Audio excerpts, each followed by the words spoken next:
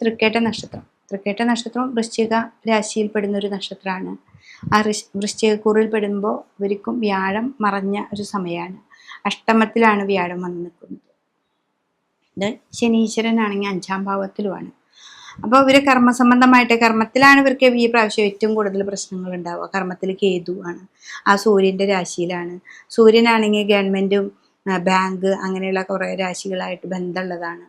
അപ്പം അവിടെ നിന്നിപ്പോൾ ലോണോ അല്ലെങ്കിൽ ചിട്ടികളോ അങ്ങനെയുള്ള ഫണ്ടുകളൊക്കെ ചോദിക്കുക എടുക്കുകയൊക്കെ ചെയ്ത് കഴിഞ്ഞാൽ അവരിലൂടെ വരുന്ന പ്രതിസന്ധികൾ നമുക്ക് ധാരാളം ഉണ്ടാവാനായിട്ട് സാധിക്കും.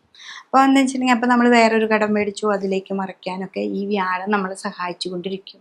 അപ്പോൾ കടം മേടിച്ച് സഹായിക്കാതെ കർമ്മത്തിൽ തന്നെ പ്രതിസന്ധികൾ എന്താണെന്ന് മനസ്സിലാക്കി അതിനെ മറികടന്ന് അതിനെ തരണം ചെയ്ത് മുന്നോട്ട് പോകണം. അതാണ് നമുക്കിവിടെ ആവശ്യം. കടം മേടിച്ചിട്ട് നമ്മൾ മാറ്റിക്കഴിഞ്ഞാൽ പിന്നീട് നമുക്കതൊരു ബുദ്ധിമുട്ടാണ്. അപ്പം അതിനും ഭേദം നമുക്കിവിടെ കർമ്മത്തിലുണ്ടാവുന്ന കേതുവിൻ്റെ ബന്ധം അതെന്താണെന്ന് മനസ്സിലാക്കി നവഗ്രഹങ്ങളുടെ അമ്പലത്തിൽ പോവാം. അതിന് പറ്റത്തക്ക വഴിപാടുകൾ ചെയ്യാം. നമുക്ക് മുന്നോട്ട് പോകാൻ പറ്റും. അതാണ് നമുക്കിവിടെ ഉള്ളത്. എന്നുവെച്ചിട്ടുണ്ടെങ്കിൽ ആ വ്യാഴം അഷ്ടമത്തിൽ നിൽക്കുമ്പോൾ നമുക്ക് രോഗങ്ങളെ ഉണ്ടാക്കും. അപ്പോൾ സാമ്പത്തികമായിട്ട് ഇതുപോലെ ചോദിക്കുമ്പോൾ കിട്ടും. നമുക്ക് രോഗാവസ്ഥകളോ വല്ലതൊക്കെ വന്നാൽ നമുക്ക് ഏറ്റവും ബുദ്ധിമുട്ടുകളും ഉണ്ടാക്കും. അപ്പോൾ ഈ ഒരു വർഷത്തിൽ നമുക്ക് വളരെ ശ്രദ്ധിച്ച് നമുക്ക് മുന്നോട്ട് പോവാം. വിഷ്ണു സഹസ്രനാമം ചൊല്ലുക. കുട്ടികളാണെങ്കിലും അങ്ങനെയാണ്. ഇവർക്ക് വിദേശത്തേക്കോ അല്ലെങ്കിൽ വേണ്ട പഠിക്കാൻ തന്നെയായിട്ടോ ഇവിടെ ഒരു എക്സാം എഴുതാനൊക്കെ ആയിട്ട് ആദ്യം ടഫായിട്ട് നമുക്ക് അനുഭവപ്പെടും. പക്ഷെ ഒരു ടഫോ ഇല്ലാതെ നമുക്ക് ക്ഷേത്രത്തിലൊക്കെ പോയിട്ട് പ്രാർത്ഥിച്ച് നവഗ്രഹങ്ങളുടെ അമ്പലത്തിൽ പോയിട്ട് കേതുവിനും രാഹുവിനൊക്കെ പട്ടും പൂജയൊക്കെ കൊടുക്കുക. ഗണപതിയുടെ സ്വസ്ത്രങ്ങൾ നന്നായിട്ട് ജപിക്കുക. ഗണപതിക്ക് മുട്ടിറക്കുക. പിന്നെ ഇതേപോലെ ഏതാണോ നിങ്ങളുടെ ഉപാസനാമൂർത്തി ആ ഉപാസനാമൂർത്തിനെ കൃത്യനിഷ്ഠമായിട്ട് ചെയ്യുക.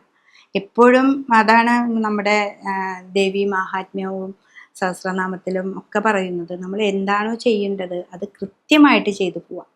അപ്പോൾ അതിൻ്റെ ഒരു അനുഗ്രഹം നമുക്ക് കിട്ടും. നമുക്കതാണ് നമുക്കറിയാത്തത്.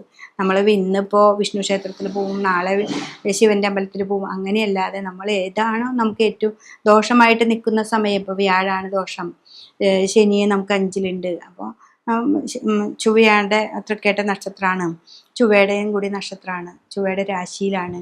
അപ്പോൾ അത് മനസ്സിലാക്കി ദേവീനാണെങ്കിൽ ദേവീനെ നന്നായിട്ട് ഭജിക്കുക. വിഷ്ണു ക്ഷേത്രത്തിൽ പോയി പറ്റത്തക്ക വഴിപാടുകൾ ചെയ്യുക, പ്രാർത്ഥിക്കുക.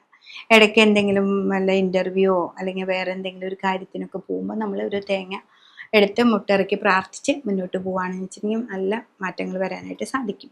പക്ഷേ ഇത് എപ്പോഴും ശ്രദ്ധിക്കേണ്ട വിഷയം വ്യാഴം അഷ്ടമത്തിലാണ്. നമ്മൾ ചോദിക്കുമ്പോഴേക്കും നമുക്ക് പൈസയുടെ കാര്യങ്ങൾക്ക് അവിടെ തിരിമറികൾക്ക് പൈസ വരും. അതൊരു സാമ്പത്തികമായിട്ടുള്ള ദോഷങ്ങൾക്ക് അനുഭവത്തിൽ വരാം. അപ്പോൾ അതുകൊണ്ട് തന്നെ നമ്മുടെ കർമ്മ മേഖലയിൽ വരുന്ന ദോഷങ്ങളുണ്ട്. അതെന്താണെന്ന് മനസ്സിലാക്കി അതിനെ മുന്നോട്ട് കൊണ്ടുപോവുകയാണെങ്കിൽ ആ ദോഷങ്ങളെ മാറും ചെയ്യും. നിങ്ങൾക്ക് സാമ്പത്തിക സ്ഥിതി കൂടുതലാവും കിട്ടുകയും ചെയ്യും. ഇതാണ് നമുക്കിവിടെ പറയാനുള്ളത്. പിന്നെ ഇവിടെ എന്താണെന്ന് വെച്ചിട്ടുണ്ടെങ്കിൽ ഭാര്യ ഭർത്താവോ കുടുംബത്തിലെ പ്രശ്നങ്ങൾ നമുക്ക് കൂടുതൽ പ്രശ്നങ്ങൾ ഉണ്ടാവും. വെച്ചിട്ടുണ്ടെങ്കിൽ സാമ്പത്തിക സ്ഥിതി ഇങ്ങനെ ആവുമ്പോൾ അവിടെ വ്യാഴം അഷ്ടമത്തിൽ വരുമ്പോൾ ഇരിക്കുന്ന സ്വർണമോ അല്ലെങ്കിൽ നമുക്ക് വേറെ അർത്ഥങ്ങൾ ബാങ്ക് ഡെപ്പോസിറ്റ് അങ്ങനെയൊക്കെയുള്ളതൊക്കെ പെട്ടെന്ന് നമുക്ക് പോകാനായിട്ടുള്ള ഒരു സാധ്യതയാണ്. അവിടെ കർമ്മമാണ് ശ്രദ്ധിക്കേണ്ടത്. കർമ്മത്തിൽ വളരെ കെയർഫുള്ളായിട്ട് ശ്രദ്ധിച്ച് മുന്നോട്ട് പോവുകയാണെങ്കിൽ നമുക്ക് ഈ പറയുന്ന ഇതിനൊക്കെ പരിഹാരങ്ങളും ചെയ്താൽ നമുക്ക് മുന്നോട്ട് പോകാനായിട്ട് സാധിക്കും. പിന്നെ നിങ്ങളുടെ ഗ്രഹനില കൃത്യമായിട്ട് നിങ്ങൾ നോക്കുക. നിങ്ങളുടെ ഏജിനനുസരിച്ച് നിങ്ങളുടെ ദശാകാലം മാറും. ഇതൊക്കെ ഒരു ഗോചരാവസ്ഥ മാത്രമാണ് ഞാൻ പറയുന്നത്. അപ്പം നിങ്ങൾക്ക് ദശാകാലം എന്താണെങ്കിൽ അതൊക്കെ മാറും. അതൊക്കെ ശ്രദ്ധിച്ച് നമുക്ക് മുന്നോട്ട് പോവുകയാണെങ്കിൽ തൃക്കേട്ട നക്ഷത്രക്കാർക്ക് ഏറ്റവും നല്ലൊരു സമയമായിട്ട് ഈ ഒരു വർഷം മുന്നോട്ട് പോകാനായിട്ട് സാധിക്കും.